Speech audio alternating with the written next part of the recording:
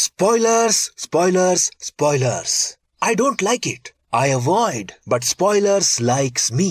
आई की होगी और बहुत से अभी भी देखेंगे, पता नहीं कब, जब भी उनको टाइम मिले या उनके पास पैसे आ जाए या उनके मम्मी पापा उन्हें परमिशन दे दे थिएटर जाने की। बट मैंने ये मूवी 2 बार देखी। पहली बार देखी क्योंकि मुझे इसका रिव्यू करना था और दूसरी बार देखी क्योंकि मुझे इसे एंजॉय करना था पूरे दिल से, क्योंकि ये मूवी आप कम से कम 2 बार तो देख ही सकते हो, ऐसी बनी है। और मैंने सोचा कि क्यों ना मैं इसके पोस्ट क्रेडिट के बारे में बात करूं। पोस्ट नहीं, मिड क्रेडिट। वेट, अभी छोड़कर मत जाओ वीडियो, स्पॉइलर आएगा तो मैं बता दूंगा। जी हाँ, इस फिल्म में एक मिड क्रेडिट सीन है और मुझे तरस आता है उन लोगों पर जो मूवी खत्म होते ही थिएटर से ऐसे निकलते हैं जैसे उनको 2 नंबर लगी हो। 2 नंबर, वो भी बहुत जोर से, ऐसे कि 2 सेकंड भी रुक गए तो सब पीला हो जाएगा। इतनी भी क्या जल्दी है भाई, कर दिया ना मिड क्रेडिट सीन मिस। अब देख रहे हो यूट्यूब पर सर्च कर करके। एनीवेज, जब इसका मिड क्रेडिट सीन दिखाया जा रहा था और जैसे ही वो खत्म हुआ, पब्लिक पागल, मतलब जो लोग भी थिएटर में अभी भी रुके थे वो पागल। तालियां बजी, सीटियां बजी, लोग लिटरली नाचने लगे थे। और जहां तक मुझे याद है, मैंने अपने आप को भी चिल्लाते हुए पाया। यस,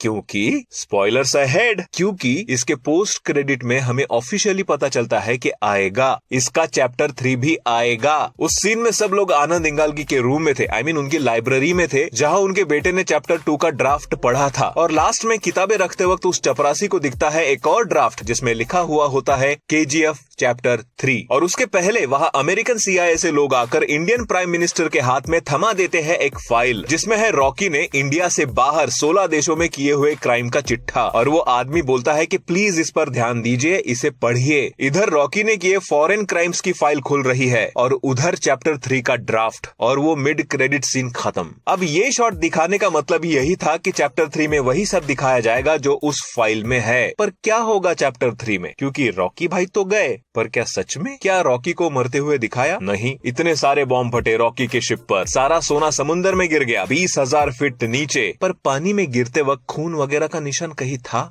नहीं। और गवर्नमेंट ऑफिशियल्स के हिसाब से और उस वक्त के तकनीक को ध्यान में रखते हुए 20,000 फीट नीचे का सोना निकालना पॉसिबल ही नहीं है। रॉकी समुद्र से ही क्यों गया सारा सोना लेकर, वो भी सारा का सारा? वो ऐसा क्यों करेगा? ऐसे की ही बहुत सारे सवाल है जो उस क्रेडिट सीन को देखकर हमारे दिमाग में घूम रहे हैं। और बहुत से लोगों ने बहुत सी थ्योरी सामने रखी है कि अगर चैप्टर 3 आता है तो क्या होगा। और इसके रिगार्डिंग मैंने कम्युनिटी पोस्ट भी डाली थी जिसमें किसी ने एक बड़ा ही funny, nonsense but creative theory लिखी है कि रॉकी भाई जिंदा है, क्योंकि वहां से पुष्पा लकड़ी लेकर चाइना जा रहा होता है तो वहां उसे रॉकी मिलता है समुद्र में डूबता हुआ और वो उसे बचा लेता है और वहां से दोनों का कोलैबोरेशन शुरू। इस जबरदस्त, इंटेलिजेंट, माइंड ब्लोइंग, दुनिया के सबसे क्रिएटिव थ्योरी को थोड़ा बाजू में रखे तो जो मिड क्रेडिट सीन था उसने चैप्टर 3 का पूरा कॉन्सेप्ट ही हमारे सामने रखा है। कैसे, मैं बताता हूँ कि चैप्टर 2 में 1978 से सीधा 1981 में जंप मारा गया है और KGF को एक एडवांस माइन की तरह शोकेस किया गया है। तो वो डेवलपमेंट रॉकी ने कैसे करवाई, कैसे KGF पर रूल किया, फॉरेन में जाकर उसने कैसे कैसे क्राइम किए जिससे उसका दबदबा फॉरेन तक चला गया। इतना कि जब वो सारा का सारा सोना लेकर समुद्र से जा रहा था तो फॉरेन के भी 2 शिप्स उसे मारने वहां पहुंचे, क्योंकि खुद रॉकी ने उन्हें वहां बुलाया था। मतलब एक बहुत ही तगड़े प्लान के साथ रॉकी खुद होकर वहां गया था, जिसके बारे में नॉर्मल ऑडियंस सोच भी नहीं सकती। बट उन 3 साल में अधीरा क्या कर रहा था, वो कैसे प्लानिंग कर रहा था। और हो सकता है कि चैप्टर 3 में आनंद इंगालगी भी ठीक हो जाए और वो खुद चैप्टर 3 की कहानी सुनाए, जो कि एक बहुत ही अच्छा ट्विस्ट होगा। और एक और बात मुझे खटकी कि ये जो लड़का था जिसे रॉकी का सबसे बड़ा फैन दिखाया जाता है, जो रॉकी के लिए लड़ने मरने को भी तैयार है, जब अधीरा उसे मारता है तो ना तो उसे मरते हुए दिखाया है और ना ही जब वो उसकी लाश लाते हैं, जब उसकी माँ उसे देखना चाहती है तो उसका चेहरा तक नहीं दिखाया। और अगर आपने नोटिस किया हो, पूरे मूवी में उस बच्चे पर कुछ ज्यादा ही फोकस नहीं किया जा रहा था।